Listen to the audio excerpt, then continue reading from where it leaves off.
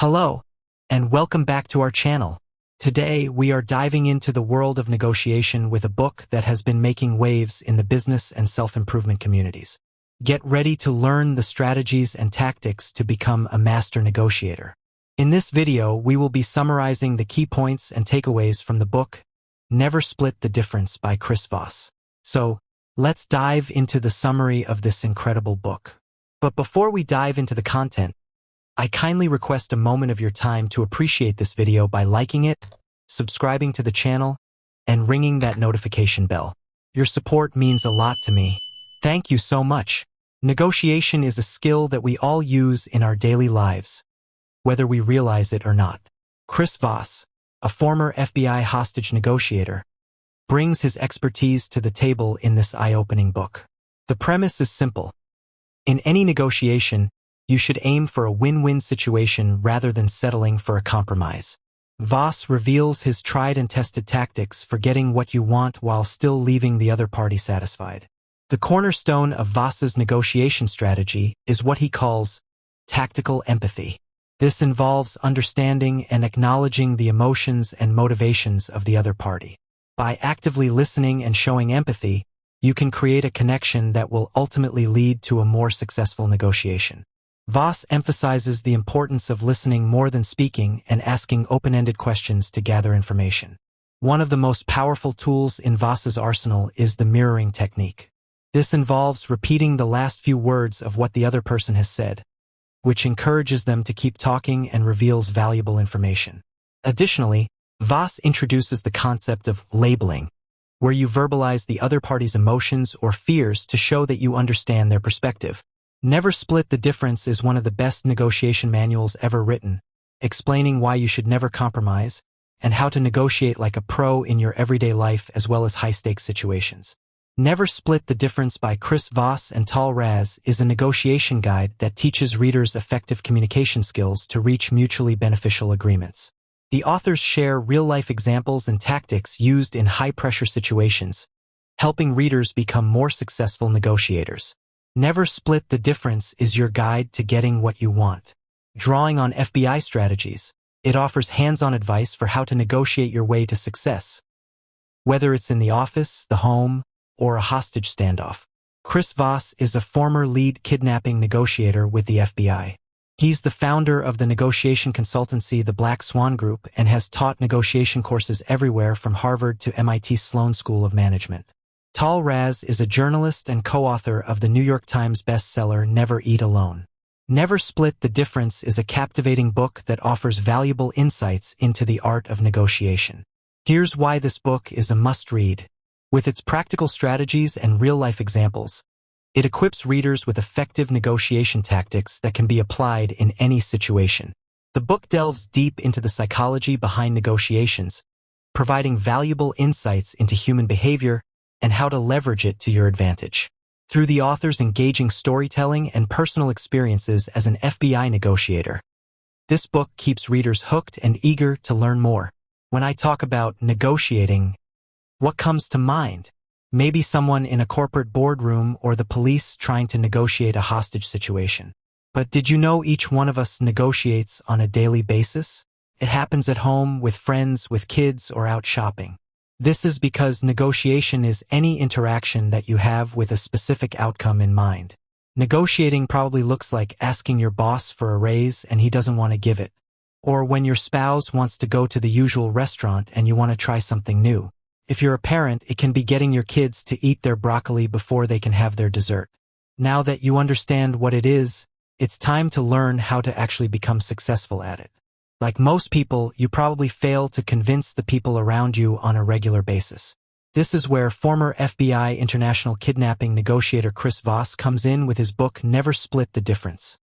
Negotiating as if your life depended on it. He has all the secrets of successful negotiation, whether it's a high-stakes situation or an everyday one. You'll learn everything from how to listen in a way that creates trust to start a real conversation to getting the other side to how to settle things without compromising. Here are the 3 most useful lessons I've learned from this book. Build trust through mirroring and using the right tone of voice. Label the emotions of the other person to position yourself well in a negotiation. Take things slowly, don't accept demands, and do not compromise. Are you ready to learn how to get what you really want in any situation? Let's go. Lesson 1. Mirroring the other person and using a good tone of voice will help you build trust. A great way to earn somebody's trust and to get them to open up to you is the active listening method. Active listening is listening to people in a way that makes the other person feel like you understand them. One of the best ways to do this is by mirroring or repeating what the person says but with a question.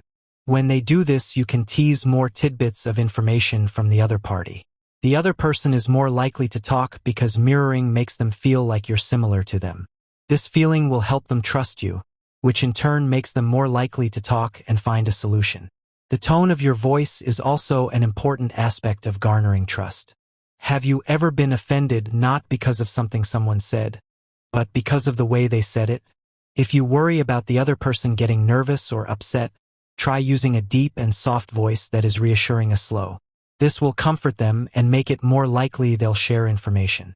Most situations, however, will call for your more positive or playful voice. This one makes it seem you are empathetic and easygoing. A way to help you do this is by smiling while you speak.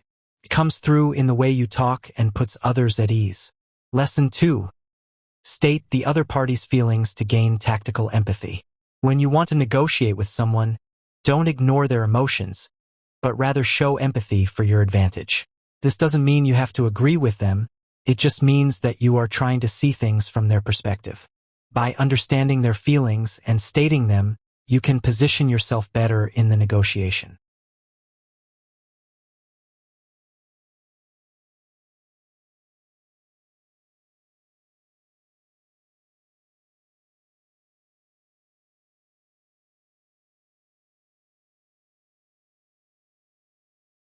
This is done by labeling or stating and acknowledging the other person's feelings. Doing this will calm the other person down, and in turn, they will act in a more rational manner. When someone labels our emotions or we label someone else's, studies show it activates the rational part of our brain on brain scans. This worked for the author when he was negotiating with 4 fugitives that they believed had automatic weapons hiding in an apartment. He talked to them to find how they were feeling and labeled those feelings. He acknowledged that they were scared to leave because they were scared of being shot or going back to prison. After 6 hours, the fugitives surrendered. They told the author that his talking to him had calmed them down. Lesson 3. Slow down and don't compromise with the other side. Taking things slow and not compromising during a dispute helps you end with a better solution. The author teaches that compromising or splitting the difference is always a bad idea and should be avoided at all costs. Everyone has thoughts they won't share or maybe aren't aware of, so if they ask for something, you can't be sure that's what they actually want. Because of this, giving someone what they ask for doesn't always solve the real problem. This is why it's so important to not rush, even when there are deadlines. You need to make sure you can learn as much as possible about the other party. If you rush, chances are higher that you'll have clouded judgment. The truth is that most deadlines set by people are random and flexible, so take your time so you can create the best solution. An example of this was when the author was involved in negotiations with a kidnapper who had the wife of a Haitian police officer for a ransom of $150,000. The author noticed that every week as Friday approached, they would get more serious about the ransom before becoming quieter for the weekend. He realized what they really wanted was to party and they needed money. Once he realized the deadlines weren't that serious, he knew could negotiate a price much lower because partying in Haiti wasn't that expensive. Never Split the Difference had me hooked while I was reading it. The stories about real negotiation situations are fascinating and informative. I'm glad for what I've gained to help me get a better deal the next time that I have to bargain with someone to get what I want. Those are the individuals who truly deserve to immerse themselves in this extraordinary book. Leaders and managers. Workers in the market for a job or a raise. Anyone with a spouse, partner, or friend. The 32-year-old who wants to learn to negotiate for a better salary in the workplace. The 38-year-old parent who wants her kids to be more obedient. And anyone ready to have everyday exchanges work for their advantage. Calibrated questions are another key element of Voss's negotiation strategy. These questions are designed to gather information and guide the conversation in your favor. By asking questions that begin with what or how, you can encourage the other party to think critically and reveal their true intentions. Voss introduces the concept of the black swan, which refers to unexpected events or pieces of information that can completely change the course of a negotiation. By recognizing and leveraging black swans, you can gain a significant advantage and secure a better outcome for yourself. In any negotiation, it is essential to create a sense of safety and trust between yourself and the other party. Voss emphasizes the importance of building rapport and establishing common ground to ensure a smooth and successful negotiation process. Modern negotiation strategies taught in business school usually center on classic texts that describe negotiation without factoring in emotions or irrational behavior. In reality, all negotiations involve emotional factors and illogical reactions. And in hostage scenarios, splitting the difference by accepting the release of half the hostages in exchange of partial fulfillment of demands is never a desired outcome. Hostage takers who feel heard are more likely to trust negotiators to be honest about what they want. Active listening involves mirroring the other person's speech, speaking in a way that sounds assertive but calming, and not saying anything at all for several seconds between utterances. This slows the conversation down and conveys the impression that the negotiator wishes to understand. Negotiators can also use tactical empathy to increase the other party's trust, which involves naming and validating the other party's emotions through labeling, that is, by stating what the negotiator perceives their emotions to be. Negotiators can lay out their assumptions about the other party's accusations against the negotiator to defuse negativity preemptively. Good negotiators understand that not every yes means agreement, and no can often be the starting point that leads to real progress in the negotiation. It can be useful to encourage the other party to respond to questions that they would naturally answer with no in order to grant baseline permission to disagree. Negotiators should ask a lot of how and what questions, which can reveal the other party's actual motivations or force them to solve the negotiator's problems, and allow the other party to feel ownership of the solution and to refuse offers with subtlety. Negotiators should also strive for the other party to respond to statements with "that's right" to form the foundation for cooperation.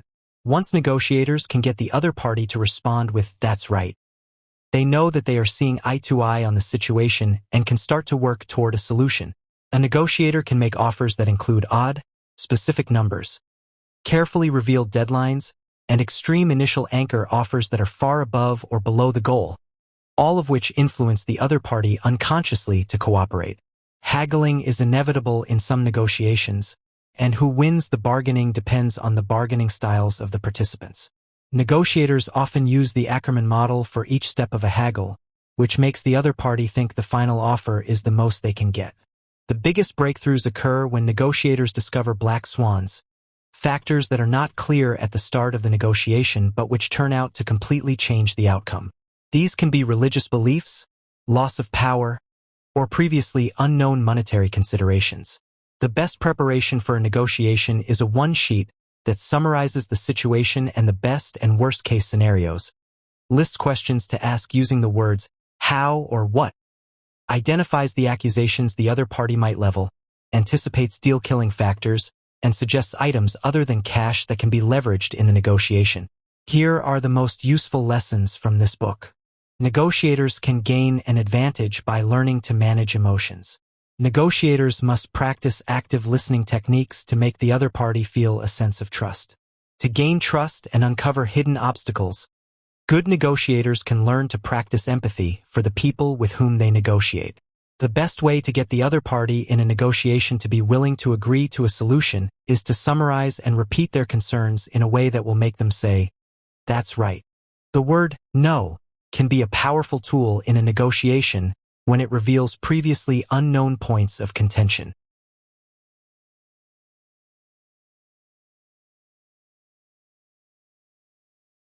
Certain seemingly arbitrary factors will influence parties to a negotiation to be more likely to accept an offer or make a compromise, such as using offers with very specific, odd numbers, or starting with an extremely low or high first offer.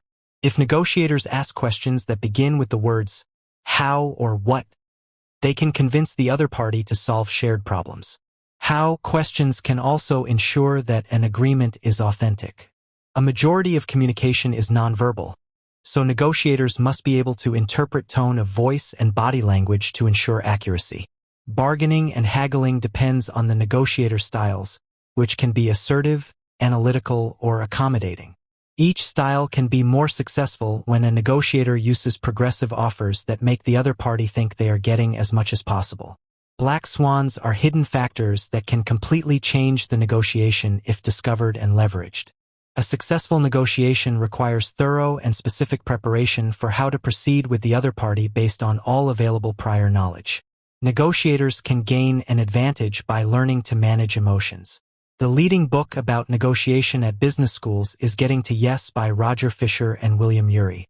It focuses on unemotional negotiation strategies that assume a logical negotiating partner. In reality, any high-stakes negotiation will involve emotions that can lead to irrational behavior. A negotiator must be familiar with ways to manipulate emotions to reach solutions. The strategies outlined in Getting to Yes are intended to produce a beneficial outcome for all parties to a negotiation. They are based on the author's experience in international business and government negotiations. Fisher and Ury's advice is tailored for negotiation in circumstances where emotions are unlikely to play a large role.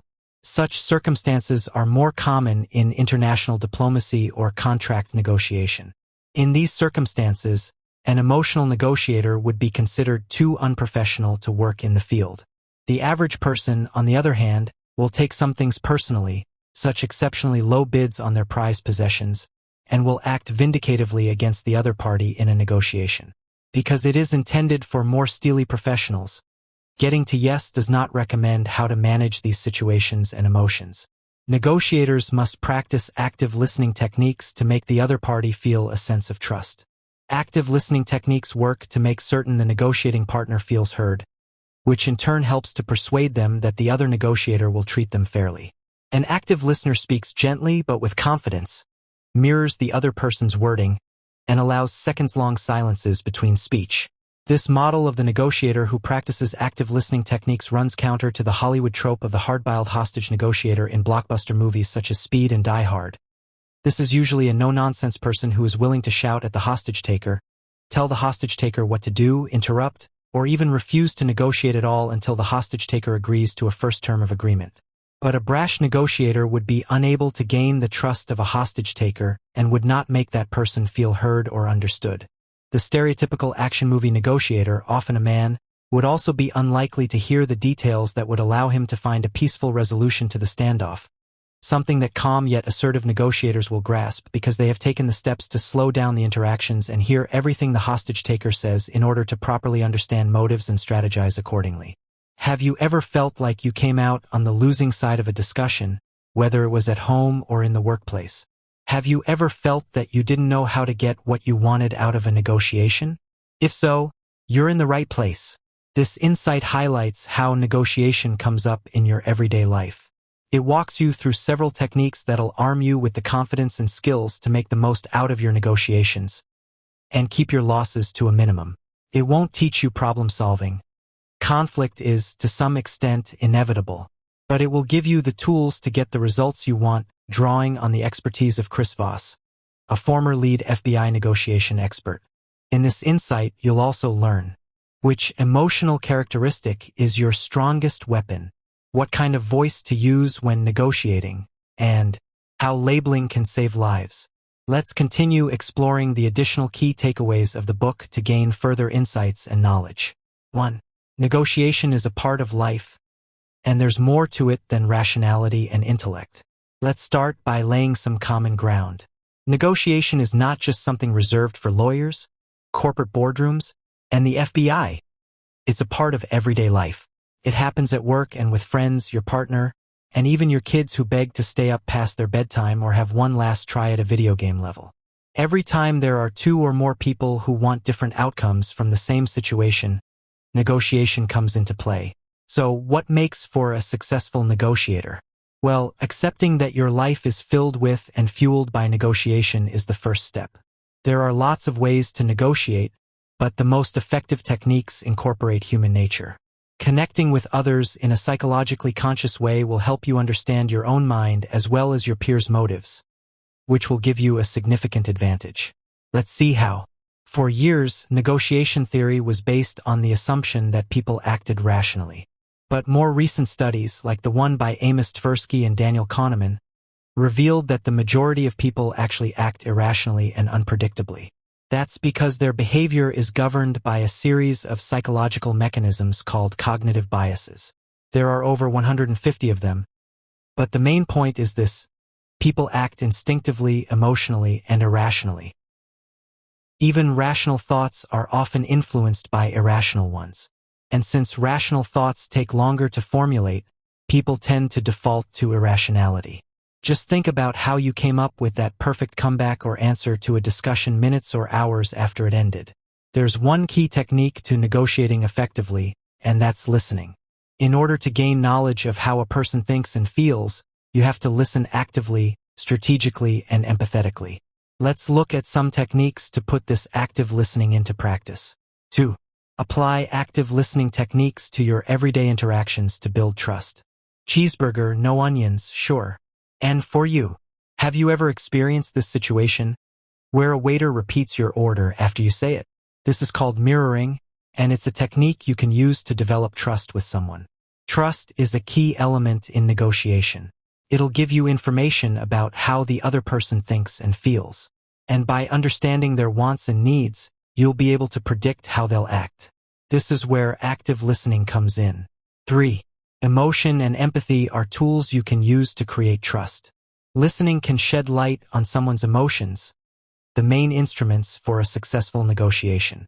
A psychotherapist dives deep into their patient's emotions to understand their problems and get them to change their behavior. In the same way, the more you can understand your counterpart's emotions, the more you can influence their actions to your advantage. Picture this situation. You've waited for this day for months. Your boss has finally made some time to meet and discuss your salary. You tell them about all the projects you've completed, all the extra time you've worked, how well you've performed, and how you deserve a 10% increase. But all you get is a pat on the back while they say, "You're doing okay. Just hold tight. There's no budget for a raise right now." You're devastated, angry, and sad. You've put in so much work, but it seems they don't value or even try to empathize with you. Just say no. So far, it's been all positive thoughts and feelings.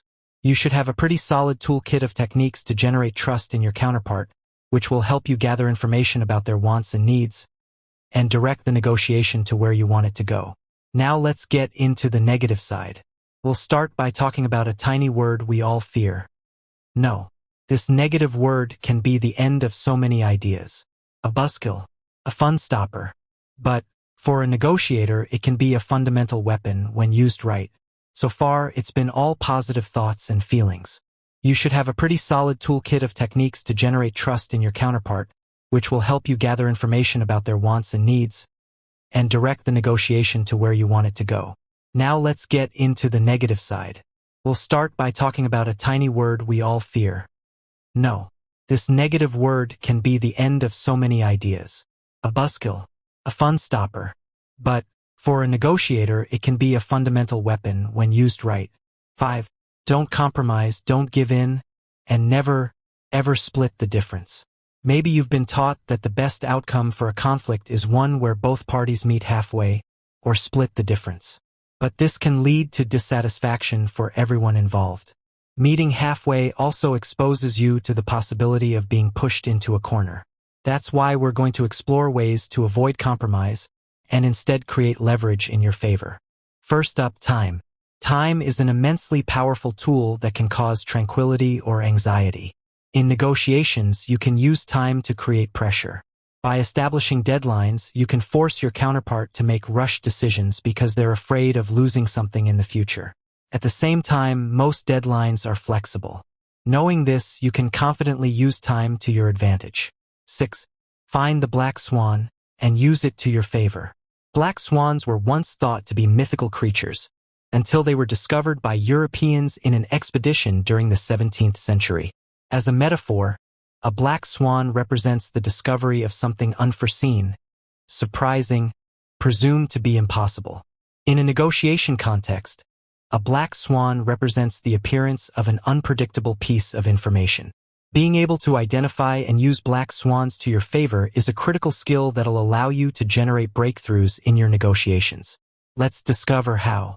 In most negotiations, there's some information about your counterpart that you know for sure, like their name or offer. Then there are things that you know exist or are probable, like the possibility of your counterpart leaving the negotiation altogether. Finally, there are things you don't know, unimaginable information that would completely twist the outcome. These are the black swans or unknown unknowns. It's impossible to totally conjure the unimaginable, so the best you can do is to stay flexible and never overvalue your experience or your knowledge. In conclusion, Never Split the Difference is a game-changing book that offers a fresh perspective on negotiation. By adopting Chris Voss's tactics and strategies, you can become a more effective and confident negotiator in both your personal and professional life. So why settle for a compromise when you can aim for a win-win situation? You can find the link to acquire a copy of this incredible book in the description below. Thank you for watching, and be sure to like, comment, share, and subscribe for more book summaries and self-improvement content. See you next time.